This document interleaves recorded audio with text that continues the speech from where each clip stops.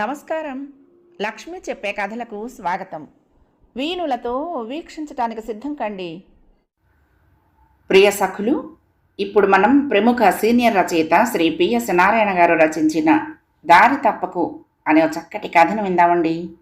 ఈ కథ 1975లో స్వాతి మాసపత్రికలో ప్రచురింపబడింది. ఇక కథ మొదలు పెట్టేస్తున్నానండి.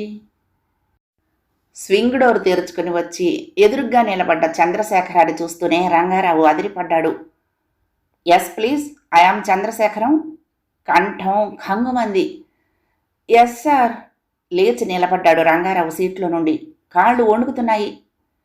మేనేజింగ్ డైరెక్టర్ సర్ప్రైజ్ చెక్ చేయమన్నారు మీ బ్రాంచ్ని, చెప్పాడు చంద్రశేఖరం. Yes sir. రంగారావు కంఠం తడబడింది. చంద్రశేఖరం చండశాసనుడు అనేది రంగారావుకు తెలియనిదేమీ కాదు. మిస్టర్ రంగారావు, క్యాష్ సెక్షన్కి వెళ్దాం రండి. ముందు క్యాష్ చెక్ చేయాలి, తర్వాత బ్యాంకు బ్యాలెన్స్, ఆ తర్వాత. చంద్రశేఖరం వెనక్కి తిరిగాడు. రంగారావు ముఖం నల్లగా మాడిపోయింది. ఈ క్షణమే తన ఉద్యోగానికి నీళ్లు వదిలేయాలి. అంతవరకు అయితే సరే, ఆ పైన కటకటాల వెనక జీవితం.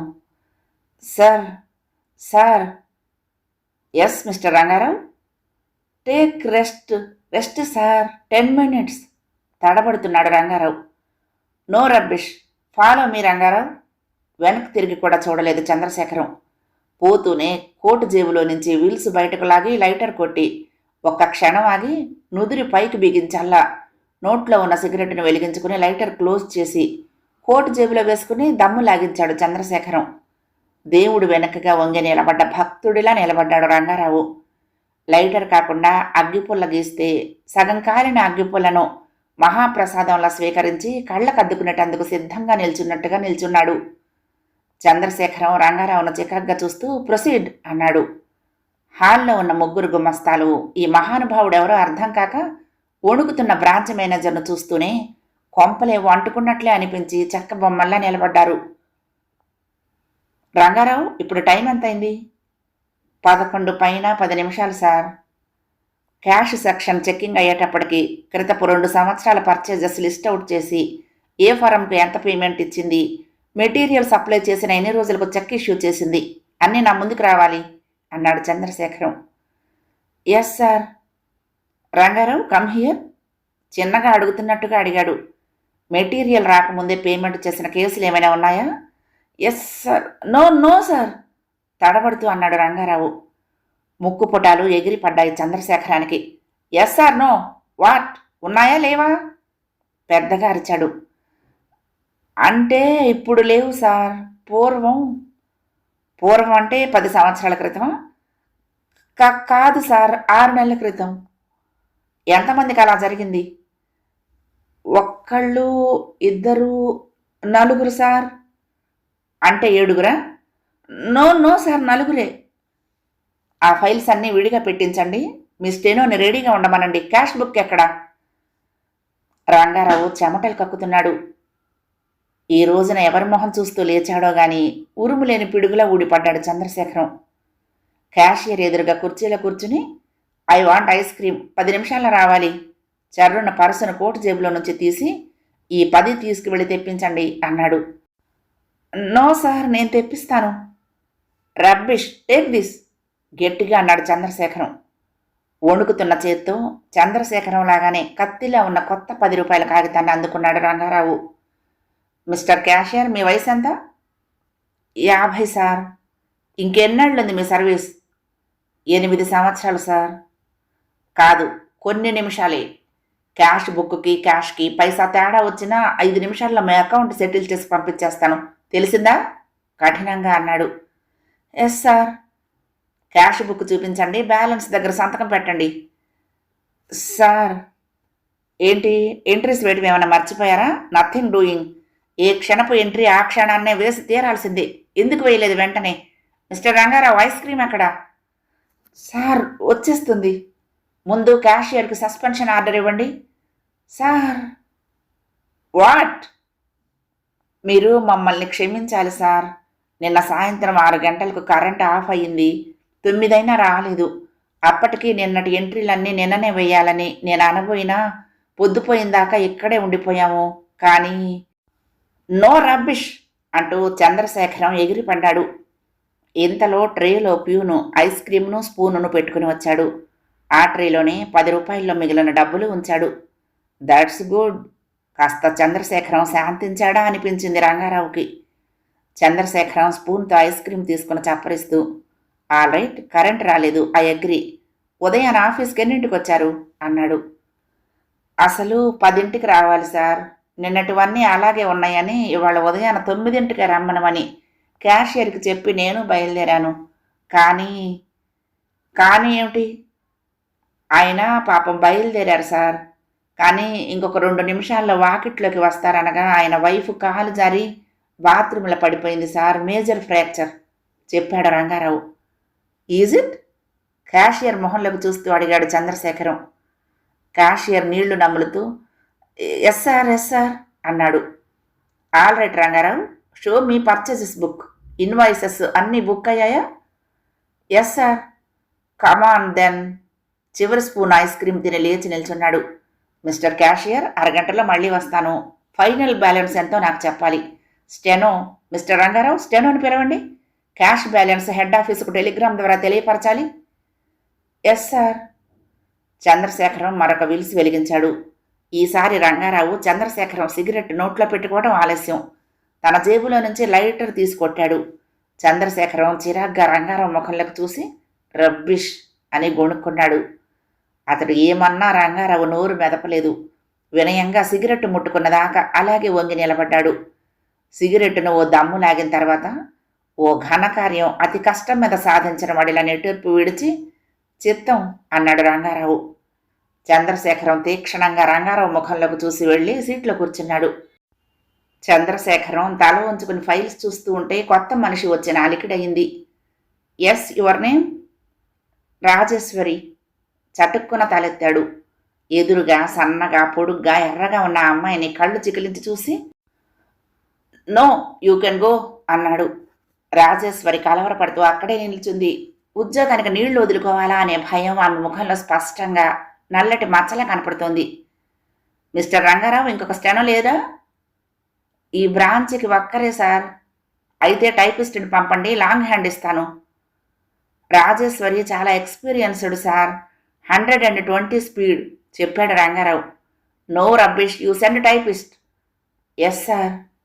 చంద్రశేఖరం రంగారావు ముందుకు వచ్చి పర్చేజ్ బుక్ అంటూ పెద్దగా అరిచాడు. రంగారావుకు పై ప్రాణాలు పైనే పోయాయి. అతడి శరీరం ఆఫీసులోనే ఉన్న మనసు కటకటాల వెనక తిరుగుతోంది. చంద్రశేఖరం, నీదెక్కడ గుండెరా బాబు, ఎందుకిట్లా అరుస్తావు అనుకున్నాడు. 2 గంటలకు ఇంకా పావు గంట ఉందనగా మరొక కప్పు ఐస్ క్రీం చంద్రశేఖరం తింటూ ఉండగా సార్ అన్నాడు వంగుతూ రంగారావు. ఎస్, నాకు ఆ విషయం తెలిసి చాలా విచారం వేసింది సార్. అయినా ఏం చేస్తాను చెప్పండి. జీవితంలో ఒక్కొక్కసారి ఇలాగే అనుకోని దుర్ఘటనలు జరుగుతూ ఉంటాయి. వాట్? ఏ విషయం గురించి? చిరాగ్గా అడిగాడు చంద్రశేఖరం. మీ మిస్సెస్ పోయిందని తెలిసి మా బ్రాంచ్లో అంతా చాలా బాధపడ్డాం సార్. అసలు ఆ రాత్రి నేను నిద్రేపోలేదు సార్. మిస్టర్ రంగారావు, ముందు ఆ ఫైల్స్ అన్నీ తెప్పించండి. ఆ 4 కేసుల్లోనూ మెటీరియల్ రాకముందే డబ్బు ఎందుకు పే చేయాల్సి వచ్చిందో కారణాలు విపులంగా రాసి నోట్ ఇవ్వండి. Yes sir. చంద్రశేఖరం చేతిలోని సిగరెట్టు రంగారావు శరీరం లాగానే కాలిపోతోంది. వీడి గుండె ఇనుము అనుకున్నాడు కసిగా రంగారావు. అయినా ముఖంలోని వినయాన్ని వేసమెత్తైనా తగ్గనీయలేదు. తన బ్రతుక్కి ఇది ఆఖరి రోజు కాకుండా చూడాలి. సార్, మీ లంచ్. ఫైలును బల్ల మీద పడేసి బల్లను బిగించిన పిడికిలతో గుద్దాడు. మిస్టర్ రంగారావు, మీ డిస్మిస్కు రికమెండ్ చేస్తాను అంటూ. రాత్రి 10 అయింది. రంగారావు కంపెనీ సొమ్ము స్వాహా చేసింది 20,000. రంగారావు ముఖంలో నెత్తురు చుక్కలేదు. అసలు మనిషిలో ప్రాణమే లేదు. మనిషి సగం కోసి రసం పిండేసిన నిమ్మడొక్కులా తయారయ్యాడు. చంద్రశేఖరం హోటల్ గదిలో సోఫాలో విశ్రాంతిగా కూర్చున్నాడు. స్నానం చేశాడు. ఎదురుగ్గా బాటిల్స్ ఉన్నాయి. బాటిల్స్లో మనసును మురిపించే మందుంది. ప్లేట్లలో పొగలు కక్కుతున్న ఆమ్లెట్లున్నాయి. వేయించి ఉప్పు కారం చల్లిన జీడిపప్పులున్నాయి. గది ముందు రంగారావు కాలు కాలిన పిల్లిలా అటు ఇటు తిరుగుతున్నాడు. చంద్రశేఖరం రంగారావుని తుంచుకు తింటున్నట్టుగా ఆమ్లెట్ను మడతీసి తుంచి నోట్లో వేసుకుని చప్పరిస్తున్నాడు. మధ్య మధ్యలో కొద్ది కొద్దిగా అతడి రక్తాన్ని తాగుతున్నట్టుగా భ్రాంతిని తాగుతున్నాడు. తలుపు మీద చిన్నగా కొట్టిన శబ్దమైంది. అప్పటికే చంద్రశేఖరం ముందున్న బాటిల్ సగం ఖాళీ అయింది. ఎస్ అన్నాడు. లోపలికొచ్చింది ఓ స్త్రీ. కళ్ళు చికిలించి చూశాడు చంద్రశేఖరం. బూజర్లు బూజర్లుగా నీళ్లు పడ్డ అద్దంలో పాపల ఆ అమ్మాయి రంగులు వెదజల్లుతూ కనపడింది. ఎస్ వాట్ అన్నాడు కరుగ్గా. May I help you sir? సన్నని కంఠం వణికింది. What rubbish, come here. సన్నటి ఆ అమ్మాయి మరింత పొడుగైంది, మరింత దగ్గరైంది, మరింత అందగత్తె అయ్యింది. దగ్గరికి రా, పెద్దగా అరిచాడు చంద్రశేఖరం. అతడి పిలుపుకి ఆ అమ్మాయి వణికింది. కూర్చో. కూర్చుంది. ఎందుకు వచ్చావు ఇక్కడికి? ఫర్ హెల్ప్, మీకు సహాయం చేద్దామని. నాకా? అవునండి అంది తల వంచుకొని వినయంగా, కనురెప్పలెత్తి ఓరగా చూస్తూ. ఆమ్లెట్ తీసుకో అన్నాడు ఖాళీ అయిన గ్లాసులో బ్రాందీని నింపుకుంటూ. థ్యాంక్ యూ అంది. తీసుకో. నాకు సహించదు sir. Fried kaju? No thanks sir. భుజం మీద చెయ్యి వేసి దగ్గరకు బలంగా లాక్కుంటూ, మరేం కావాలి నీకు అన్నాడు కసిగా చంద్రశేఖరం. నాకేం వద్దండి, మీకే హెల్ప్, సహాయం.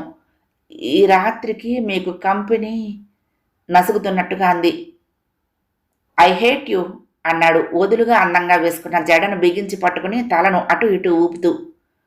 అలా ఊపుతున్నప్పుడు జడలో పెట్టుకున్న ఒకే ఒక గులాబీ ముళ్ళు అతడి అరచేతిలో కసుక్కును గుచ్చుకుంది.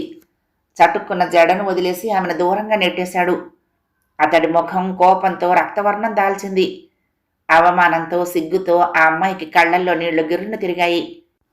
ముళ్ళు గుచ్చుకున్న చేతి వంక ఓసారి, వణికిపోతూ లేడి పిల్లల ఎదురుగా భయంగా వంగి కూర్చున్న ఆ అమ్మాయి వంక ఇంకొకసారి, ఇంకా గ్లాసులో సగం మిగిలిన మందు వంక చూపులు తిప్పుతూ కూర్చున్నాడు చంద్రశేఖరం.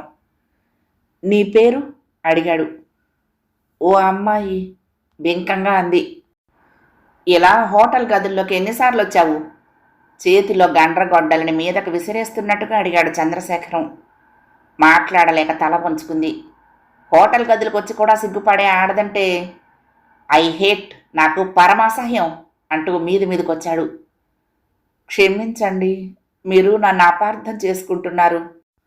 కళ్ళ వెంట నీరు కుండకు పడ్డ చిల్లుల నుంచి కారుతున్నట్టుగా కారుతున్నది ఆ అమ్మాయికి.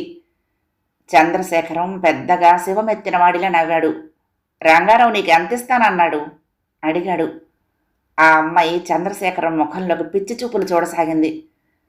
నో నో నథింగ్, మీకు కేవలం help. Don't say like that.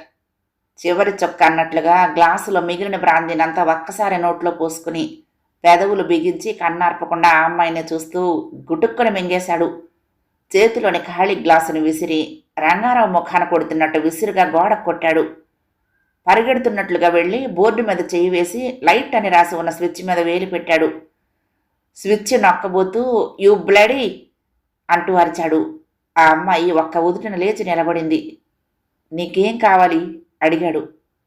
చిన్న ఫేవర్ కావాలి సార్. వాట్? అవును సార్, చిన్న సహాయం.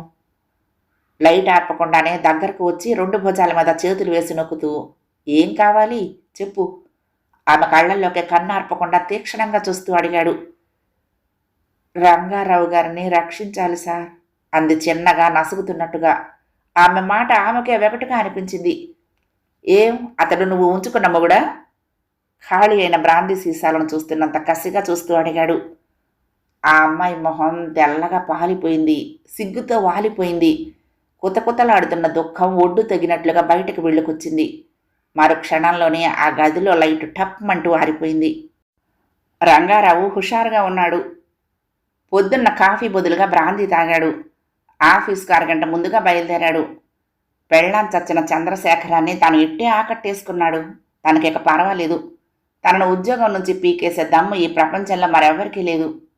వాకిట్లో స్కూటర్ను వదిలి మెట్లెక్కాడు. వాచ్మ్యాన్ సెల్యూట్ అందుకుంటూనే గదిలోకి వచ్చి కూర్చుని బజర్ నొక్కాడు.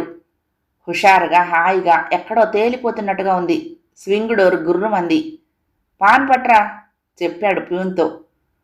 Yes sir. నిన్న వచ్చిన ఆఫీసర్ గారు ఇంతకు ముందే వచ్చి మీకోసం టేబుల్ మీద ఒక కవర్ పెట్టి వెళ్ళారు సార్ అన్నాడు ప్యూన్. అప్పటికి కానీ అతనికి కళ్ల ముందున్న కవర్ కనపడలేదు. చటుక్కున ముందుకు వంగి కవర్ అందుకుని చించాడు వణుకుతున్న చేతులతో రంగారావు హడావుడిగా. మిస్టర్ రంగారావు, నువ్వు 20,000 కంపెనీ సొమ్ము తినేశావనేది ఎవరూ కాదనలేని నగ్న సత్యం. అందుకే నీ డిస్మిసల్కు ఆ పైన జరగవలసిన తతంగానికే రికమెండ్ చేస్తున్నాను. కూతుర్నే హోటల్ గదుల్లోకి ఈడ్చే నువ్వు ఎంతకైనా తగుదువు. ఏ మనిషి నిన్ను క్షమించలేడు. ఆమె నీ దగ్గరే ఉంటే సర్వనాశనమైపోతుంది. అందుకే నా భార్యగా నా వెంట తీసుకువెళ్తున్నాను. I hate you beggar. Chandrasekharam. కథ సమాప్తం. ప్రియ సఖులు, ఈ కథ మీకు నచ్చితే తప్పకుండా లైక్ చేయండి, షేర్ చేయండి, కామెంట్ చేయండి, సబ్స్క్రైబ్ చేసుకుని నన్ను ఎంకరేజ్ చేయండి. ఉంటానండి. ప్రేమతో లక్ష్మి. కృష్ణాతీరం దుర్గమ్మ సన్నిధానం. నమస్తే.